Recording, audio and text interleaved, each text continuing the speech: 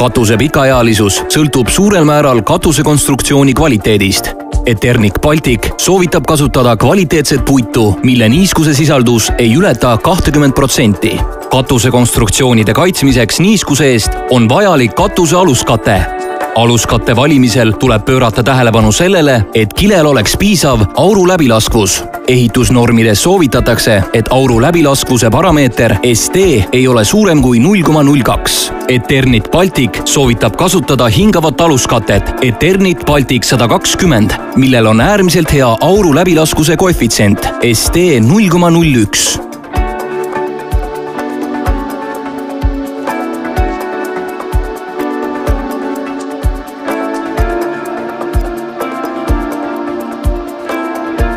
Aluskatte kinnitatakse sarikate külge 30 mm paksuste lattidega.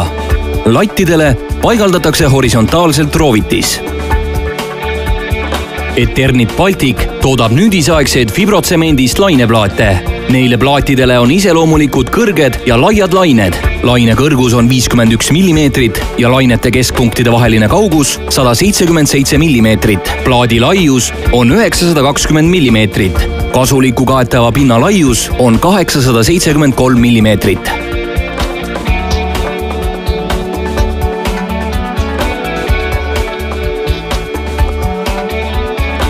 Laineplaatide parem pool algab laskuva lainega ja vasak pool lõpeb tõusva lainega.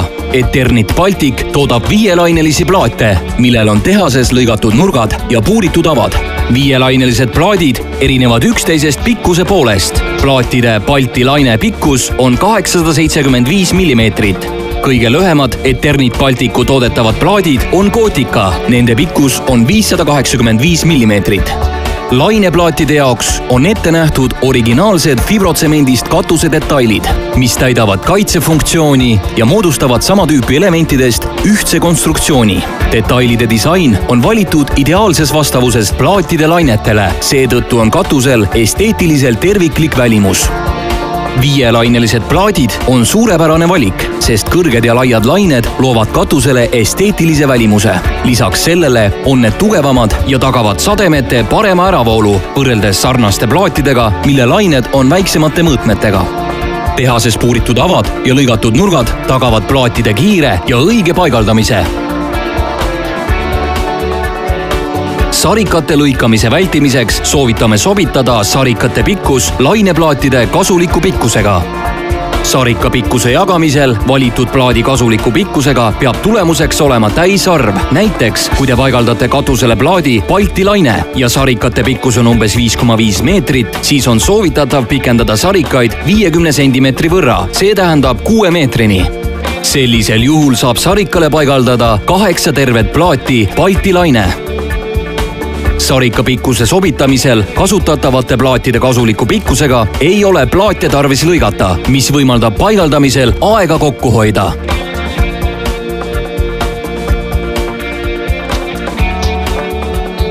Enne roovitise paigaldamist tuleb veenduda, et katuse nurgad on täisnurksed. Kontrollimiseks kasutatakse Pythagorase teoreemi.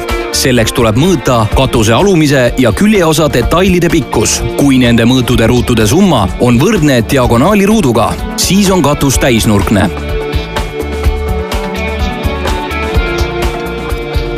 Pärast seda kontrollimist võib hakata roovitist paigaldama. Nagu me juba ütlesime, toimub roovitise paigaldamine suunaga alt üles. Eternic Balticu detailide paigaldamiseks on soovitatav lõigata kohasel viisil roovlatid. Nende detailide paigaldamisel peab viimase rea plaat lõppema teise, 3. või 4. laine kohal.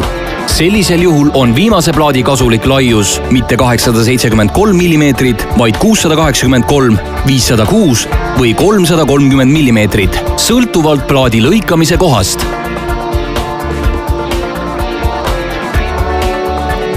Roovlattide keskkohtade vaheline kaugus sõltub paigaldatavatest laineplaatidest. Gotika puhul on vajalikud 2 kinnitusroovlatti, mille keskkohtade vaheline kaugus on 460 mm. Balti laine kasutamisel peab roovlattide keskkohtade vaheline kaugus olema 750 mm. Katusetööde tegemisel tuleb täita kõiki ohutusnõudeid.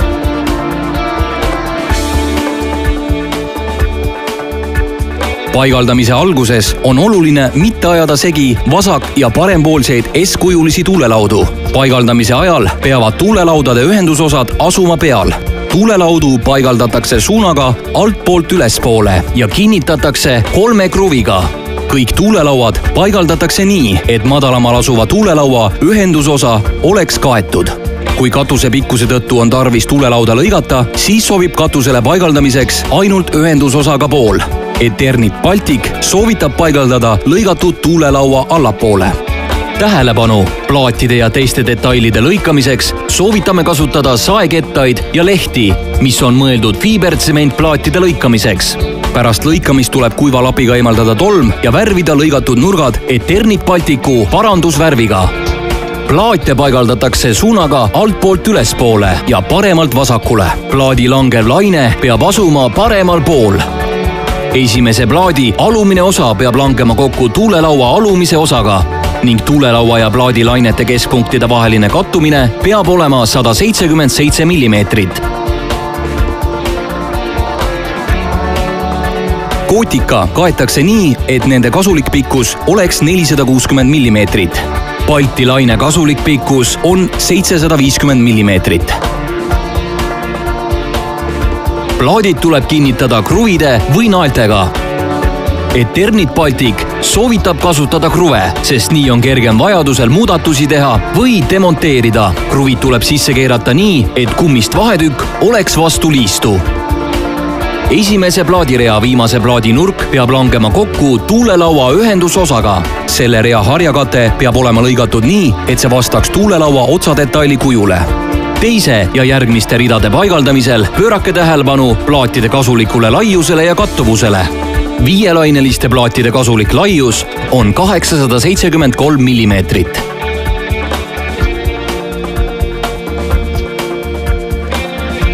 Plaatide lõigatud nurkade vaheline kaugus peab olema umbes 5 millimeetrit. Enne viimase plaadirea paigaldamist peavad olema paigaldatud vasakpoolsed tuulelauad ja tuulelaua alumine otsadetail. Viimase rea plaadid tuleb lõigata nii, et need lõpeksid langeva lainega. Seetõttu peab viimase rea plaadil olema 2–4 lainet.